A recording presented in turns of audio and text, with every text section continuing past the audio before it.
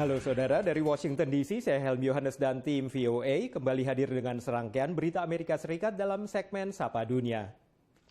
Saudara, Presiden Donald Trump membela kebijakannya untuk melarang masuknya warga dari 7 negara berpenduduk mayoritas Muslim. Kebijakan itu menimbulkan aksi protes dan kegaduhan di sejumlah bandara utama Amerika akibat adanya penumpang yang tertahan dan terancam deportasi. Presiden Trump tidak beranjak sedikit pun dari kritikan di dalam dan luar negeri yang menyebut impresnya adalah larangan terhadap Muslim. Not a Muslim ban, but we're totally prepared. It's working out very nicely. You see it at the airport, you see it all over. It's working out very nicely. No hate, no fear. Tapi tentu warga yang berkerumun di bandara memandangnya secara berbeda. This is the soul of the America. Now this is what pushed me to leave my country and come here. Saat masih menjadi capres, Donald Trump menyampaikan gagasannya pada tahun 2015 setelah terjadinya teror penembakan di San Bernardino. Donald J. Trump is calling for a total and complete shutdown of Muslims entering the United States. Saat itu, Mike Pence menyebut gagasan itu sebagai ofensif dan tidak konstitusional. Ketua DPR Paul Ryan juga mengutuknya. Tapi kini Paul Ryan mengubah nadanya dan mengatakan Presiden Trump memiliki hak untuk memastikan kita melakukan semua yang diperlukan untuk tahu secara tepat siapa yang masuk ke negara kita. Hingga kini hanya sedikit tokoh Partai Republik di DPR dan Senat yang bersuara menentang impres ini.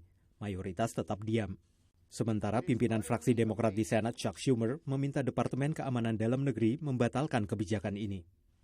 Saudara, menyambut tahun baru Imlek, Departemen Keuangan Amerika Serikat kembali merilis edisi koleksi uang keberuntungan yang dirancang sebagai hadiah angpau untuk tahun ayam api ini. Mata uang $1 seri khusus Imlek itu selalu menjadi incaran para kolektor. Dalam amplop angpau ini tersimpan uang $1 dengan nomor seri berawalan 8888. Ini adalah uang keberuntungan seri Imlek berlambang ayam jago yang bisa dikoleksi. 8 merupakan angka keberuntungan dalam budaya Tionghoa.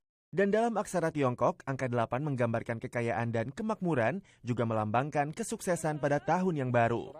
Sejak tahun naga tahun 2000, Departemen Keuangan Amerika Serikat rutin mengeluarkan uang keberuntungan setiap tahun yang bisa menjadi hadiah Imlek. Serial uang Shio ini selalu populer. It's extremely well received. It's our most successful multicultural product that we have. We expect that we will sell out in the first week of its release. And that's why we've done it for 16 consecutive years now. Banyak yang percaya uang ini akan memberikan keberuntungan di tahun depan. I sure do. I mean, it's pretty and shiny. What more can you ask? Lucky Money products are awesome. Sejak tahun 2000, Biro Percetakan Uang memperoleh pendapatan senilai 24 miliar rupiah dengan produk uang keberuntungan ini. Tahun ini, mereka hanya memproduksi 88.888 lembar uang. Dari Washington DC, tim VOA. Salah satu atraksi yang dinantikan saat parade Imlek di Washington DC adalah pertunjukan barongsai atau lion dance, tradisi kuno yang dilestarikan oleh warga diaspora Tionghoa secara turun-temurun. Reporter VOA Rifan Dwi Astono mengajak Anda berkunjung ke sekolah barongsai bentukan Chinese Youth Club Washington DC yang sibuk bersiap untuk pentas akhir bulan ini. Parade Tahun Baru Tionghoa merupakan salah satu acara yang paling dinantikan oleh komunitas warga keturunan Tionghoa di Amerika. Tak terkecuali bagi anggota komunitas tari barongsai Chinese Youth Club kawasan DC yang selalu mempersiapkan penampilan mereka setiap tahun. Latihan tari barongsai selalu dilakukan Jumat malam.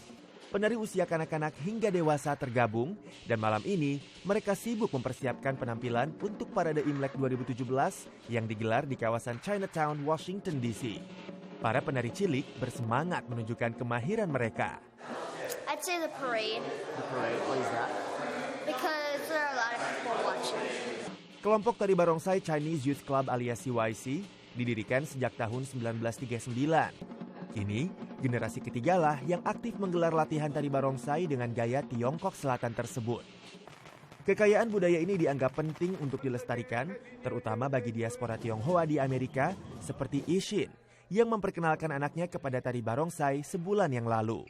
So since she's born in America, I think it's important for her to connect with the Asian culture that I grew up with. This is something that she doesn't get much exposure.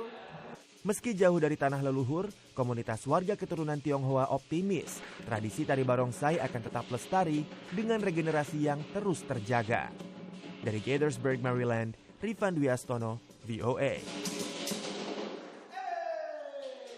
Saudara, kami akan kembali dengan Sapa Dunia Senin depan. Terima kasih atas perhatian Anda. Dari Washington DC, saya Helmi Yohanes dan tim VOA.